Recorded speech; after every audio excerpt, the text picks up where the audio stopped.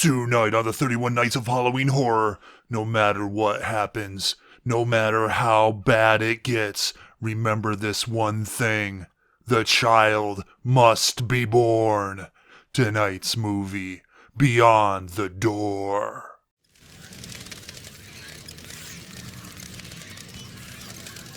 Hello everybody and welcome back to another episode of the 31 Nights of Halloween Horror!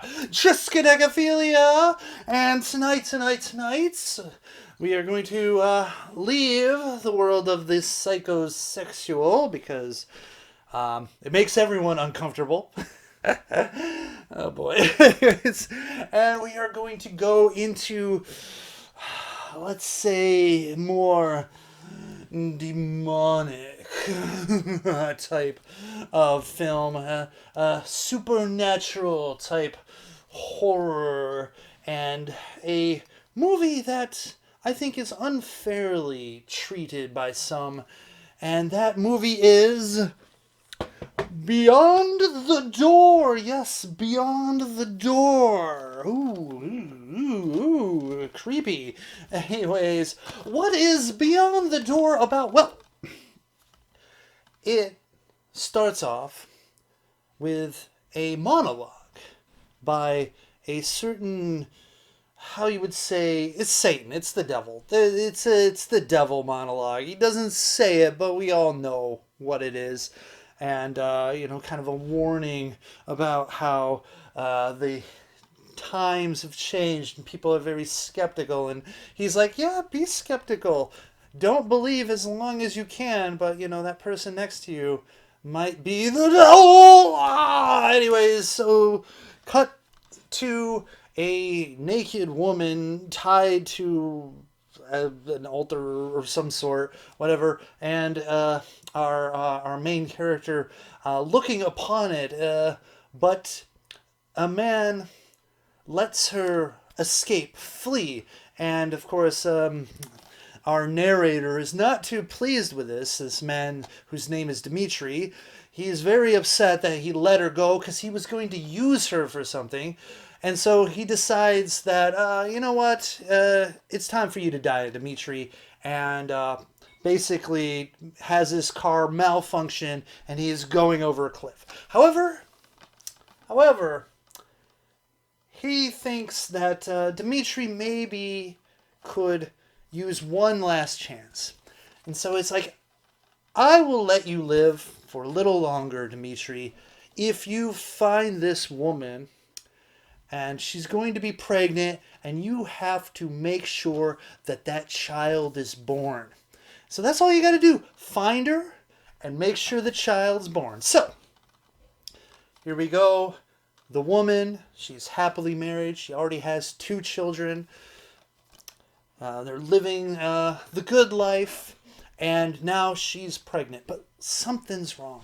Something's not right. She's not feeling well, and the doctors are quite concerned too because this baby is growing way faster. The progression of her pregnancy is rapidly going.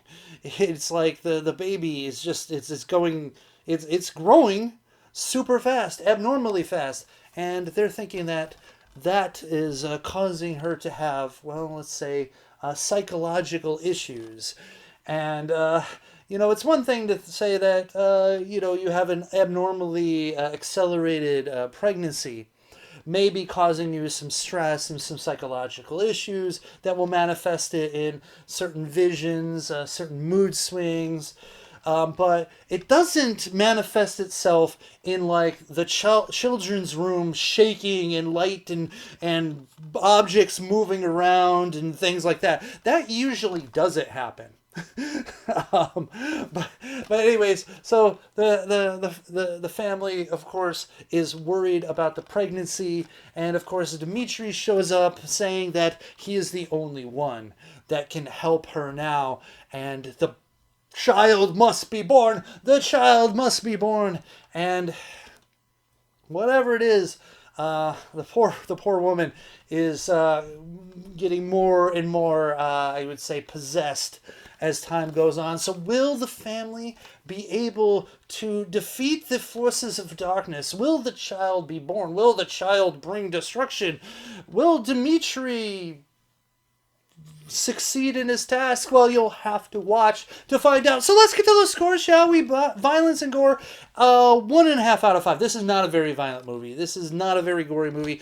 In fact, like one person dies. I think that's it. Just one person. I think one person dies in this movie. I mean, there is some physical violence here. There is some blood, but most of the gore is in just the nastiness that happens to the poor woman. She just a lot of vomiting, facial grossy stuff going on, but other than that, pretty tame. 1.5 out of 5. Shock value, I'm gonna give this a 3 out of 5. The ending is, I think, kind of brilliant, and it's kind of funny in a way. I'm not talking about the very end, like on the scene on the boat. That was kind of stupid, but also it doesn't make sense. But whatever. Anyways, unless they're juxtaposed the kids, I don't know. Anyways, but the main ending was kind of brilliant and shocking. Basically, the shock value is the stuff that's happening to this woman and her family, and of course the ending. So I'm going to give it a solid 3 out of 5. Moving on to plot, I'm giving this a 4 out of 5. And so here's what I'm going to talk about. This movie, I think, is unfairly called an Exorcist ripoff. And yes, there are similarities. There is a head twisting scene. There is vomit. I guess the look of the makeup can be considered very similar. But they're very different when you talk about thematically, plot-wise, even atmosphere. They're two very different films. And so I think it's very unfair to just write it off as an Exorcist ripoff. Was there inspiration there? Maybe. I don't know. I can't speak for the writers and the directors. I mean, sure, there might be, but I don't think it's a blatant ripoff. I know there was like a lawsuit. I don't agree that this is just a blatant ripoff of The Exorcist. It is way too different. It differs more than it is similar. In fact, I don't know if you can consider it like a possession film in a way. It's closer to Rosemary's Baby in certain aspects, but anyways, it is its own entity, and honestly, I like the plot. It makes sense. It definitely shows kind of the little I guess you would say struggles of the family well, and it does a good job of creating empathy not only for the family but for the poor woman. It progresses in a way that shows the imbalance, like she's normal, not normal, normal, not normal, and you're always guessing what version of her you're going to be getting in a scene. I mean, really, one of the scenes also is like, she was talking about getting an abortion. She doesn't want to have this child, whatever, and the doctor says, yes, we considered that as like as an option. And then she's like, I knew it. You were going to try to kill my baby. I will kill anyone who's like, just the turn. But I think the scene works brilliantly to show like what the craziness that's kind of going on in her head. Anyway, so I'm giving it a very solid 4 out of 5. Moving on to acting, I'm also giving it a 4 out of 5. I think everyone does a really good job. Even the kids do a real good job in this movie. And usually kids, do shit jobs. But I think the husband, his confusion, his pain, his I don't know what to do, feeling of helplessness. Definitely, you can feel that in his performance. Of course, the wife, the pregnant woman, she does a great job of just being able to turn on a dime, be normal, not normal, crazed, insane, monster. The guy who does Dimitri too.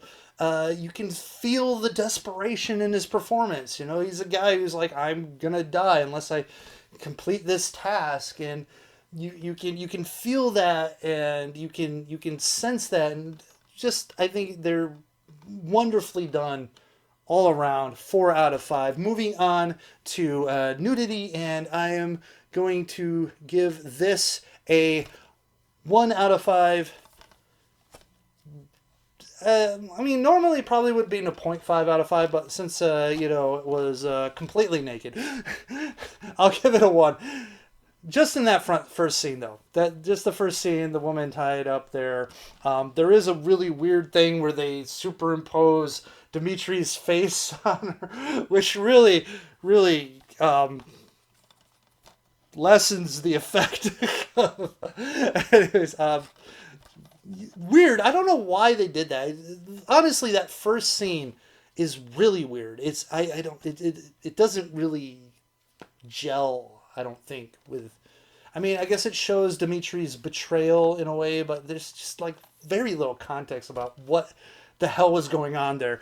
So, anyways, yeah, 1 out of 5. Moving on to enjoyment factor, and I'm going to give this a 3 out of 5. The movie is definitely a slow burn, and yeah, I would probably have liked there to be more of a body count, more violent.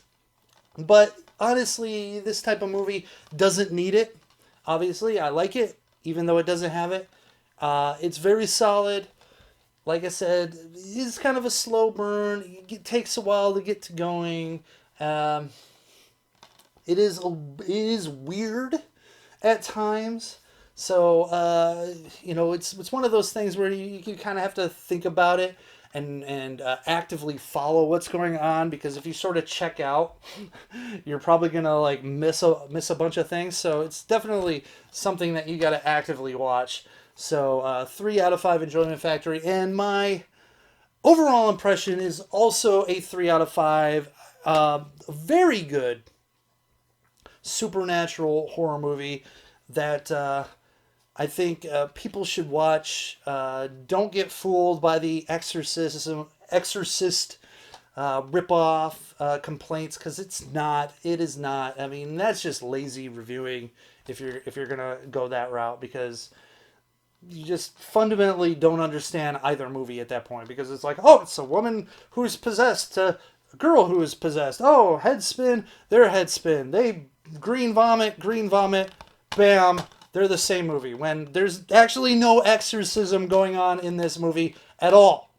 Really, what Dimitri is doing is not an exorcism. So, anyways, that being said, 3 out of 5, solid movie. I suggest it to anyone who likes possession movies, supernatural horror, and especially if you don't want like super gory, violent stuff. Because I have reviewed quite a few super gory, violent things. Here's one that's not very super gory and violent, and so something right up your alley. Also not very super sexy.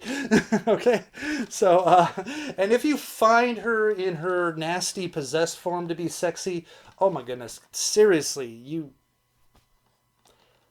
I don't even know if there is help for you at that point. But anyways, that all averages out to a 2.8 out of 5, which honestly looks bad compared to like all the 3s that we've been getting throughout this 31 Nights of Halloween Horror. But that just shows how much